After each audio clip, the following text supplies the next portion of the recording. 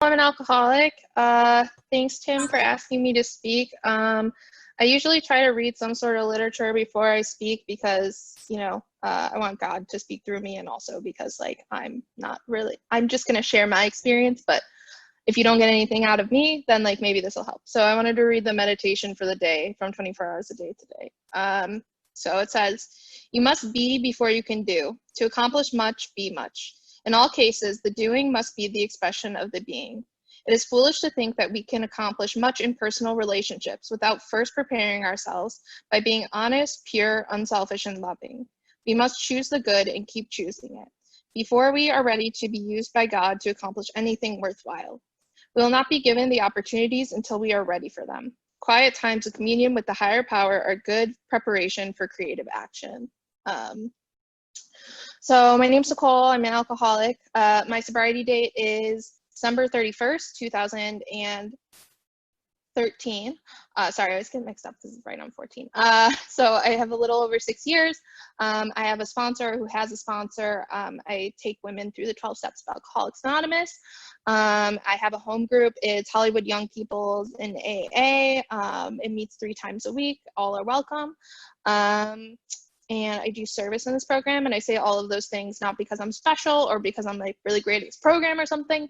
Those are just the things that continue to keep me sober today, which are the things that got me sober in the first place. Is being accountable to someone, so my sponsor and people in the program, being of service, so by being going to meetings and being of service at meetings, and also working with other alcoholics. So yeah, I grew up on the south side of Chicago. My family, there's a long history of alcoholism. It's really either you are someone who is actively drinking, or you are someone who's in recovery, or you're dead. There's no in between. I don't know anyone in my family who's drink normally. So I grew up with a lot of messages around that. I grew up kind of both my parents were in the program, so I was the kid who would run around the meetings. And from a young age, I was oh, drinking is bad, smoking is bad, things are bad. But at the same time, my parents were very limited and had some other outside issues, and I didn't see the program as being very good either.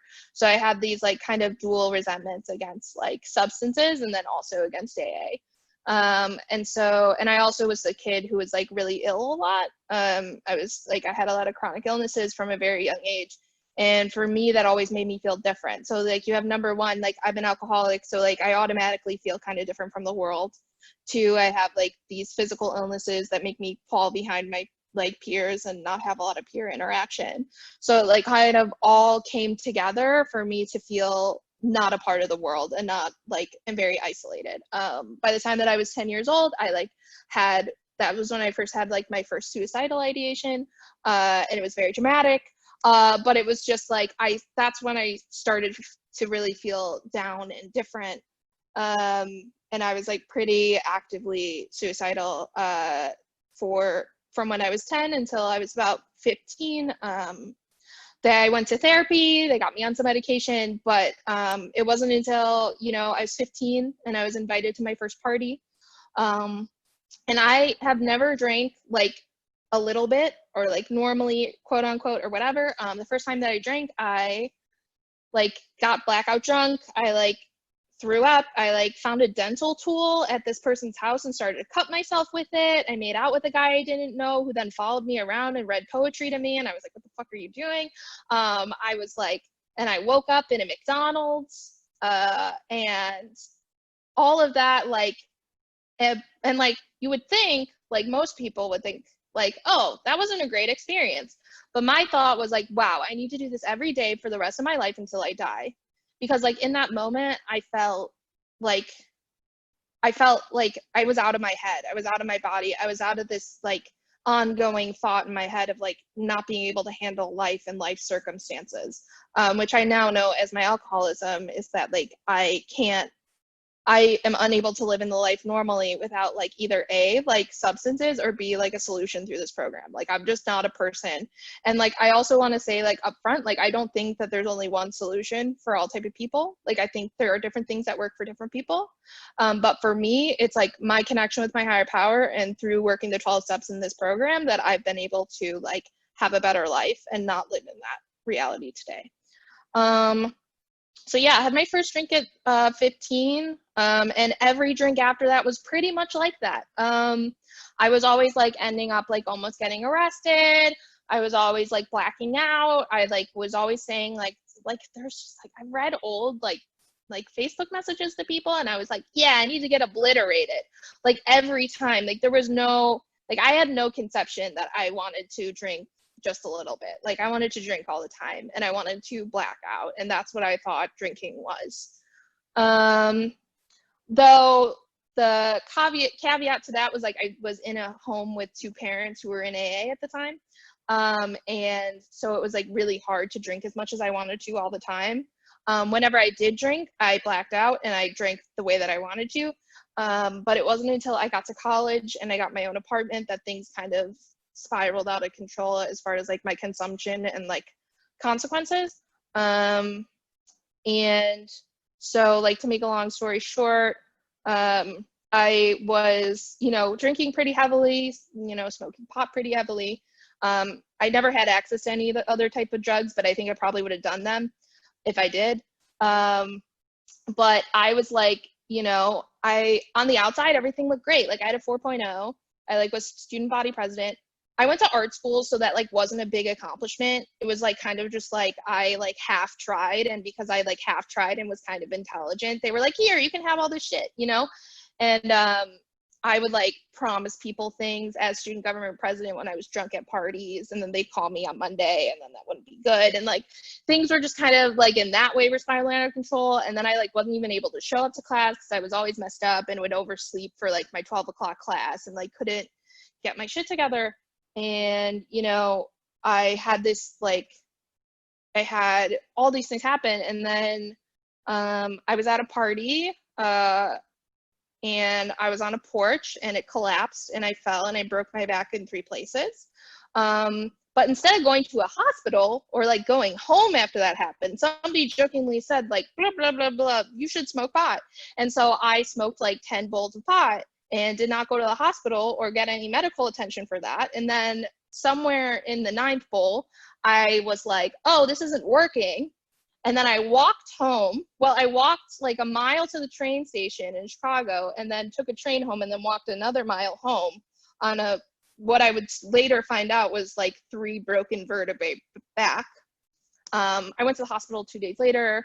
That's when they told me, oh, your back's broken in like 3 places. So that happened. And that kind of slowed me down a little bit. I had to move home. And the whole time I was just upset that I couldn't drink the way that I wanted to. I was on like morphine and Dilaudid, but like I'm just like a pure party girl alcoholic. Like I didn't really care about those substances. I just wanted to party the way that I wanted to. I lied to my doctors and my family about the level of pain that I was in. And I like went and I was able to convince them that I was well enough to go back to school. And the thing that happened for me that really changed everything was people felt really sorry for me after what I had gone through. And my parents were like, you don't have to work. You don't have to do anything. It's fine. Like, just go to school and we'll pay for your rent and we'll do whatever. And for an alcoholic like me, that just gave me the license to really go downhill fast. And for that, I'm grateful, despite the health consequences that I have now, that did happen, because like, I really just like I bottomed out so fast. I just like not having any sort of responsibility to lead up to, not having to like live up to any image that I was trying to live up to before. Like I had this long-term boyfriend and he was like, I'm concerned about your drinking. And I said, well, I'm concerned you suck. And then I broke up with him. And then I like started dating this guy in Indiana. And so I would get fucked up in Indiana because that didn't count because that wasn't a real place. And like, I would just like, it didn't matter what grades I got. It didn't matter like what I did, because like I had this excuse and everyone felt sorry for me and everyone gave me free shit because they were like, your life is so hard. And I'm also an alcoholic who loves attention. So I was like, this is great. I'm getting attention and people feel sorry for me. And I can get messed up without any consequences. And that lasted for like 9-ish months. I think that on the upper part of my brain, like the immediate part, like my immediate consciousness. That's how I felt. Internally, I like hated myself and I didn't want to live anymore. And I like hated everything that I was becoming. I was in so much physical pain that I wouldn't own up to. I was like, just felt terrible. And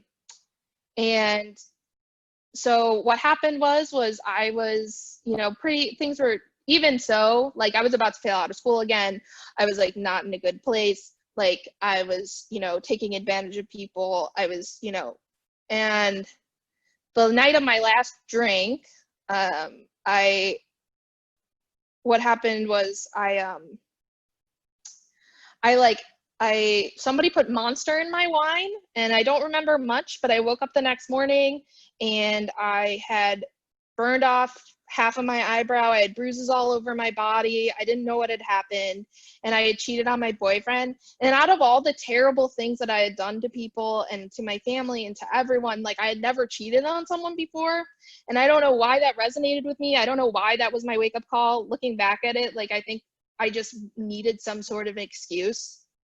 I don't know what it was, but I like had this moment of grace where I like had that thought that a lot of people have shared that they had, where it's like I couldn't imagine not drinking. I couldn't imagine that not being in my life, but I also couldn't imagine continue going the way that I was going.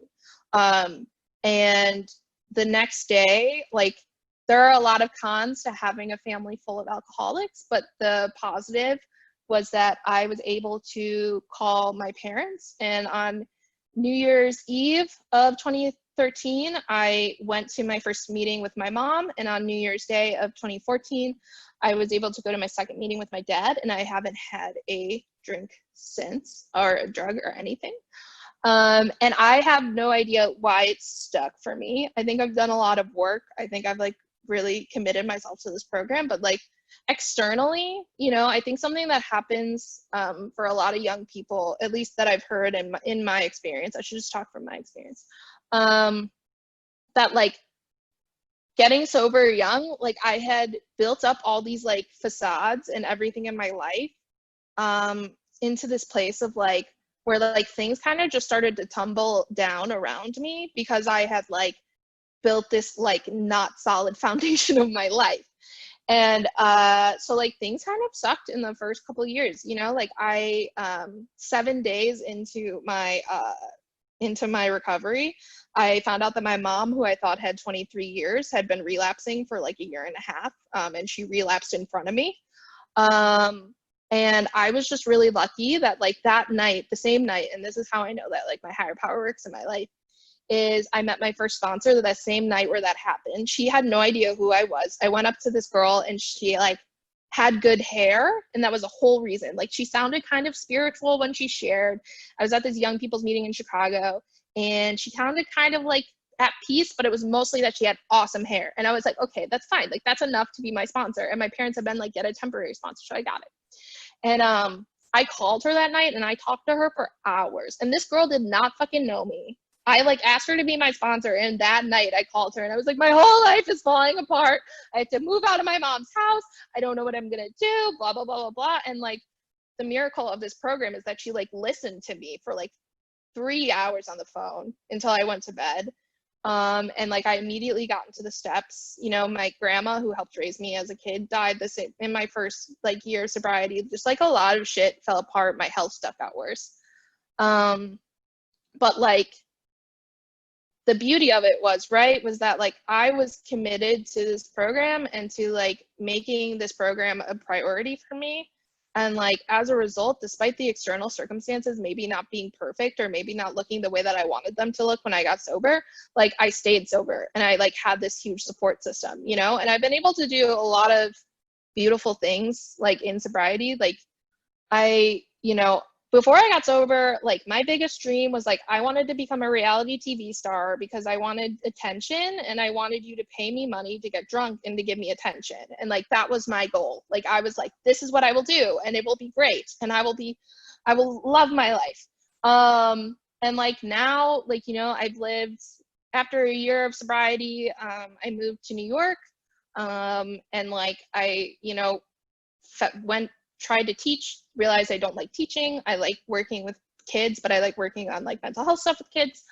I've had 2 back surgeries within a year period in 2017. But now I'm in a much better place with my health, so it's like back and forth. I have like a loving relationship with another person who is also in sobriety, which like took a lot of shitty relationships with not very healthy people in sobriety. But I just have so much sober reference of like having stupid, like terrible shit happen in sobriety and like making my way through it.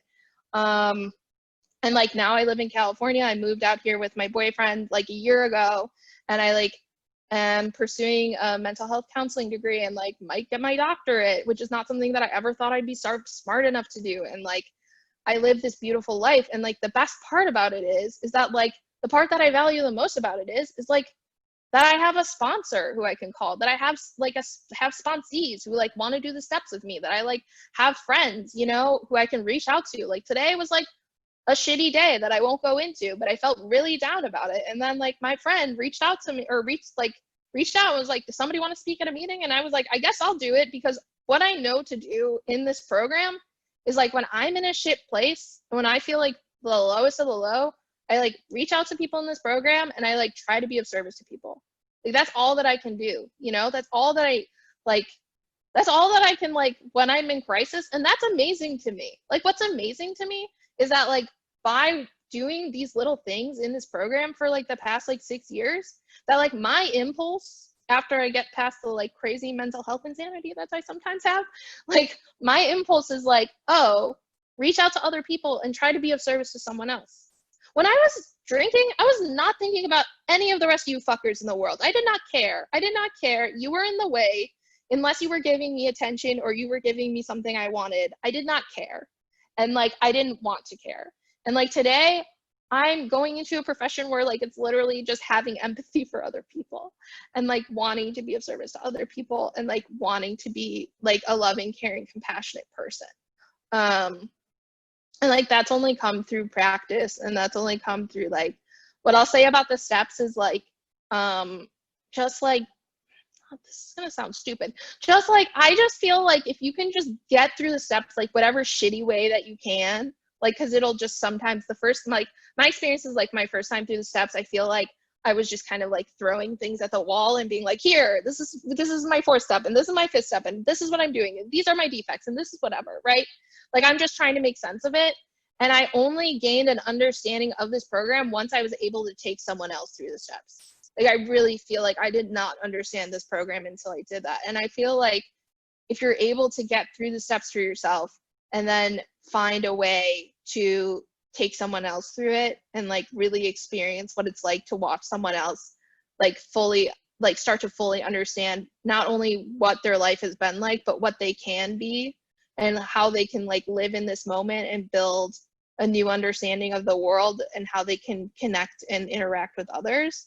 Like that's the most beautiful thing, you know, for me at least. And like I'm just really grateful today that I was talking to my sponsor today because I had like a full just that thing happen in my life, and she said, she just kept repeating to me like, you'll always be taken care of. And the funny thing was that like, and I'll end with this, that like the funny thing was that like I knew that what she meant was not like, there was no specific thing. Like it wasn't like, oh, you're always going to be taken care of by this person, or you're always going to be taken care of by this outside entity, or you're always going to be taken care of. You're just always going to be taken care of, because if you stay sober and you do the things that you've been doing, like you're always going to be taken care of. Like the universe will find a way. And like I feel like the universe has always found a way to open itself up to me to make my life more beautiful than what I wanted. And like when people talk about like the idea of like, oh, I have a life beyond my wildest dreams, like I used to say like, fuck you guys, what were your dreams? Like your dream, like this is stupid, like you work at the Gap, like that, why is that beyond your wildest dreams? Not shitting on anyone working at the Gap, I think it's great to work anywhere. I'm unemployed right now. But like what I realize now is that like our wildest dreams when we are in active addiction is like being able to hold on till the next thing, And my like living in my wildest dreams today is living in the present and not searching for anything outside of myself and being able to be okay with me. And it's a daily practice, and I by no means do it perfectly.